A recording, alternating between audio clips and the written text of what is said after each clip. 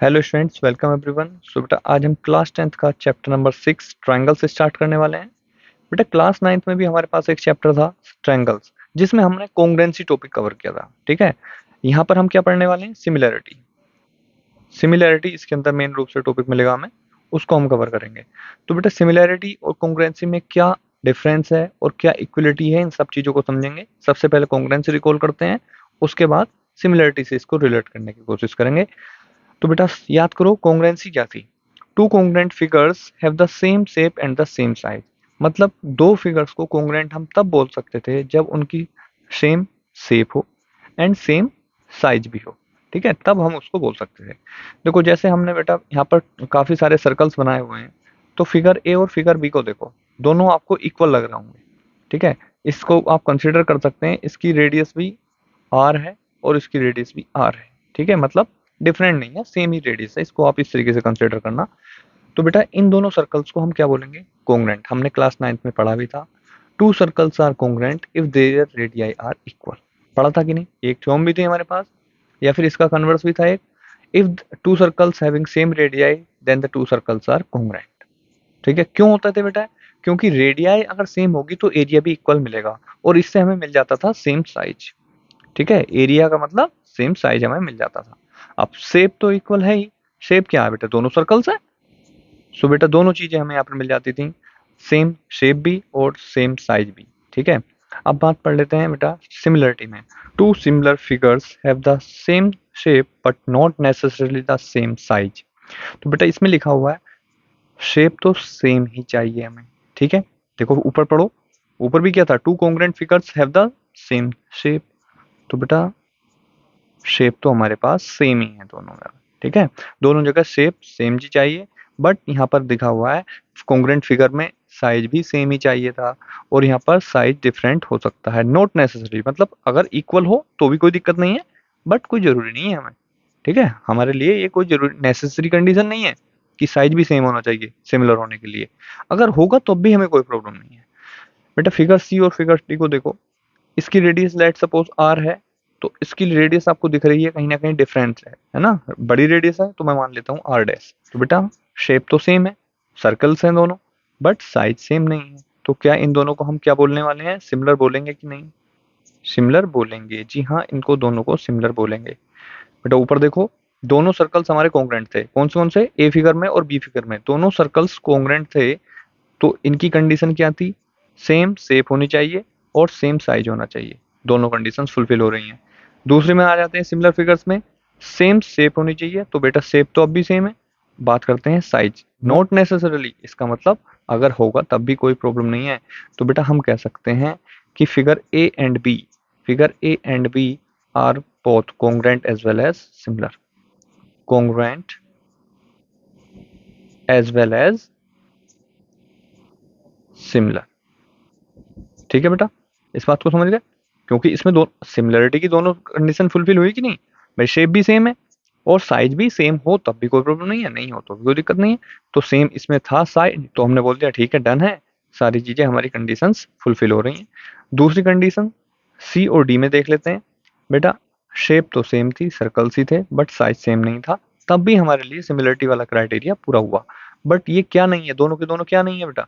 दोनों के दोनों नॉट कॉन्ग्रुएंट। कॉन्ग्रुएंट नहीं है, कॉन्ग्रुएंट नहीं है। आई थिंक कॉन्ग्रुएंसी और सिमिलरिटी में आपका जो कंफ्यूजन है वो दूर हो गया। क्या डिफरेंस है दोनों में समझ में आ गया। कॉन्ग्रुएंसी में बेटा सेम शेप चाहिए थी, सेम साइज चाहिए था।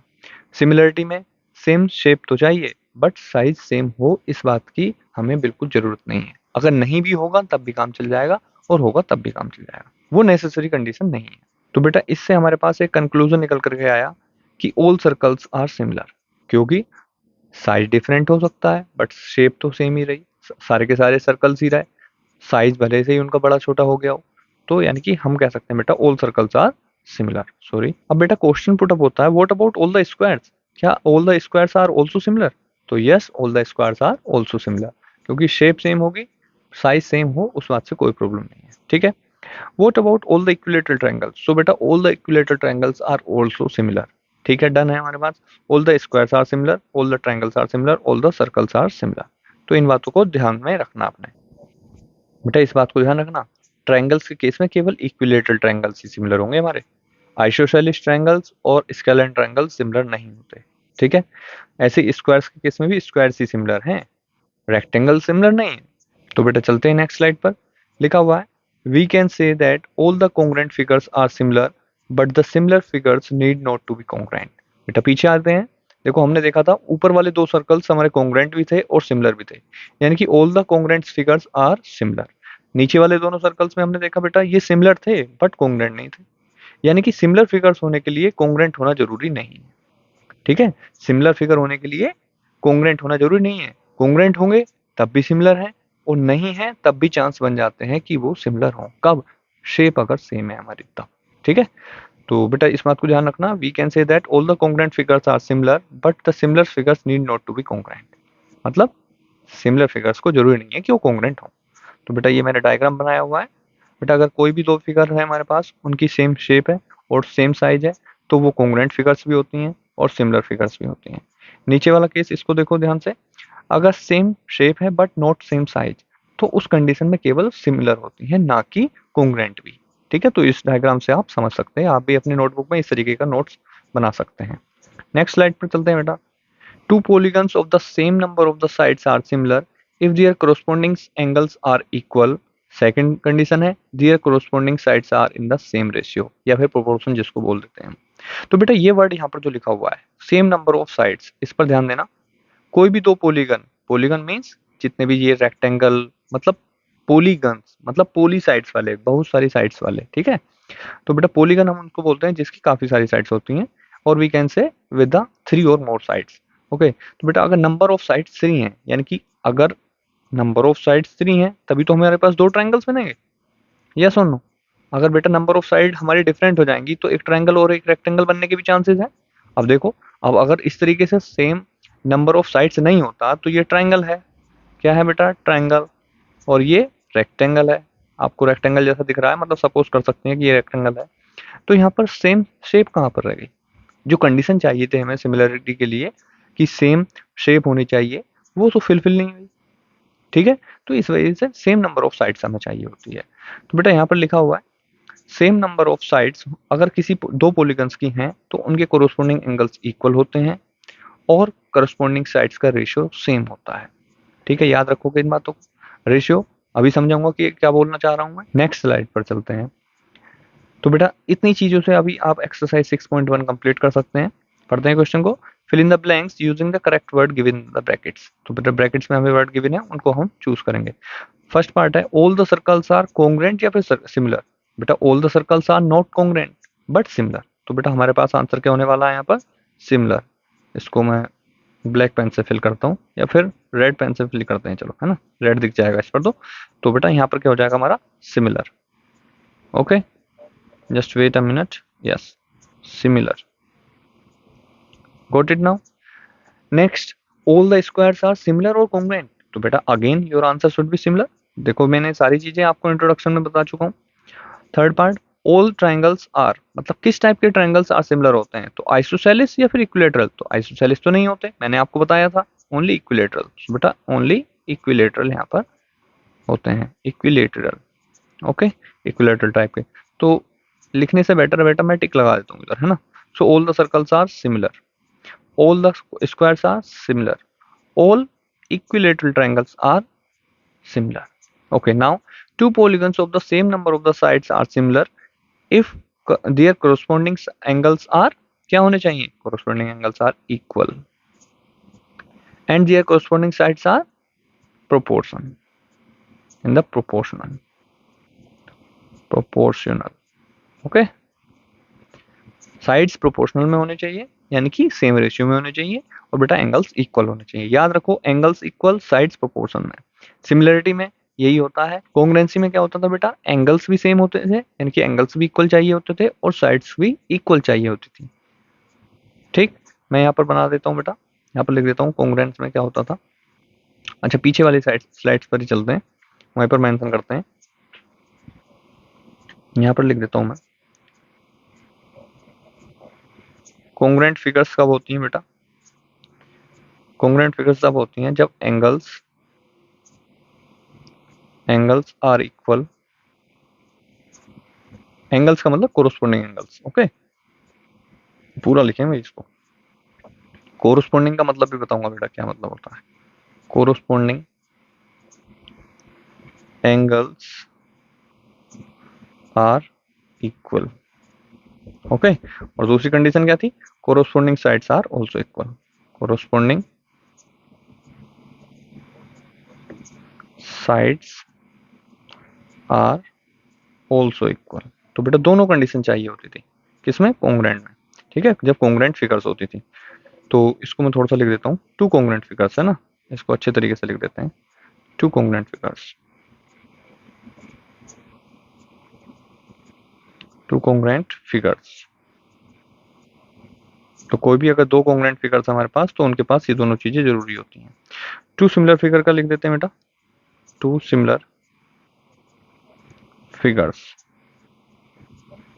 टू सिमिलर फिगर का क्या होगा? Corresponding angles are equal. Corresponding angles are equal. Okay, second condition क्या है? Corresponding sides are in the same ratio. Corresponding sides are in same ratio. Same ratio. तो I think difference समझ में आ गया। ठीक है बेटा, फिगर्स से भी हमने समझ लिया है और लैंग्वेज के थ्रू भी हमने समझ लिया सारी चीजें कि दो कोंग्रुएंट फिगर्स होंगी तो उनको क्या क्या चाहिए, टू सिमिलर फिगर होंगी तो उनको क्या क्या चाहिए। चलो नेक्स्ट स्लाइड पर चलते हैं। सो एक्सरसाइज 6.1 का क्वेश्चन नंबर 2 देखते हैं बेटा।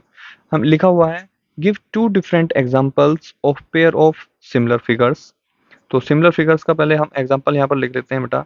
सिमिलर फिगर के एग्जांपल आपके पास ढेर सारे हैं। आपने अभी पढ़ा बेटा all the circles are similar, तो हम कह सकते हैं अ पेयर ऑफ सर्कल्स। इसका पहला एग्जांपल मैं यहाँ पर लिख देता हूँ, a pair of circles. A pair of circles. Okay, दूसरा एग्जांपल क्या होगा? दूसरा एग्जांपल हम कह सकते हैं बेटा pair of square. A pair of squares. तो यहाँ पर ये दोनों एग्जांपल हो गए। नॉन सिमिलर फिगर का क्या हो सकता है बेटा? कुछ भी डिफरेंट शेप, बस हमारे पास क्या चाहिए? शेप डिफरेंट होनी चाहिए। तो एक लिख देते हैं हम, triangle. Triangle and quadrilateral. And quadrilateral. तो एक तो एग्जांपल ये हुआ। दूसरा क्या हो सकता है? एक और बोल देते हैं हम कुछ, ट्राइंगल एंड पैरेललोग्राम बोल दो, या फिर रेक्टेंगल एंड पैरेललोग्राम बोल देते हैं। Rectangle, rectangle and parallelogram. Parallelogram. ठीक है, तो इस टाइप के आपके आंसर्स हो सकते हैं। नीचे वाले दोनों किसके हैं बेटा? नीचे वाले दोनों आपके नॉन सिमिलर फिगर्स हैं और ऊपर वाले दोनों सिमिलर फिगर्स हैं। मैं इसको इस तरीके से ब्लैक पेन से कर देता हूँ आउटलाइन इसकी। ओके, ऊपर वाले दोनों हमारे पास सिमिलर फिगर के एग्जांपल्स हैं। Clear? Come to the question number 3। Question number 3 में बेटा आपके पास दो शेप हैं यहाँ पर। पहली आपको दिख रही होगी, all the sides are equal हैं, तो हम कह सकते हैं या तो एक रोम्बस होगा ये, या फिर स्क्वायर होगा। अब आपको दिख रहा होगा बेटा each angle is not 90 degree, so it means ये रोम्बस ही है पक्का। ठीक है, दूसरी फिगर में हमने देखा बेटा ये हमारे पास स्क्वायर है। क्या है? स्क्वायर। याद करो पिछली वाली स्लाइड पर चलते हैं, क्या लिखा हुआ था? टू सिमिलर फिगर्स कौन कौन सी होंगी? जिनकी कोरोस्पोंडिंग एंगल्स इक्वल होंगे। कोरोस्पोंडिंग साइड्स भी सेम रेशियो में चाहिए थी, कोरोस्पोंडिंग एंगल्स भी, दोनों कंडीशंस फुलफिल होनी चाहिए। तो इसमें corresponding sides are in the same ratio, ये तो चल रहा है, क्योंकि यहाँ पर साइड्स देखो क्या लिखी हुई है, 1.5, और उधर साइड देखोगे तो सारी 3 है, यानी कि 1.5/3 अगर हम करें तो बेटा 1/2 मिलता है हमें। ठीक है कि नहीं? तो इससे हम कह सकते हैं कि सारी साइड्स सेम रेशियो में तो हैं, बट शेप अलग है। यहाँ पर रोम्बस है, वहां पर स्क्वायर है। तो यानी कि दोनों कंडीशंस डिफरेंट हो गई, तो इस वजह से बेटा हम कहेंगे इसको कि एक मिनट रुको। क्या बोलेंगे कि ये फिगर्स जो है हमारी सिमिलर नहीं।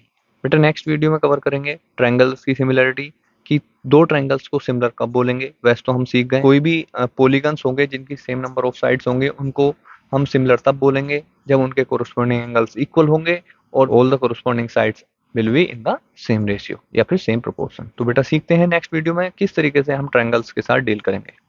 तब तक के लिए बेटा वीडियो को लाइक करो और अपने दोस्तों के साथ शेयर करो। चैनल पर पहली बार आए हो तो चैनल को सब्सक्राइब कर लेना।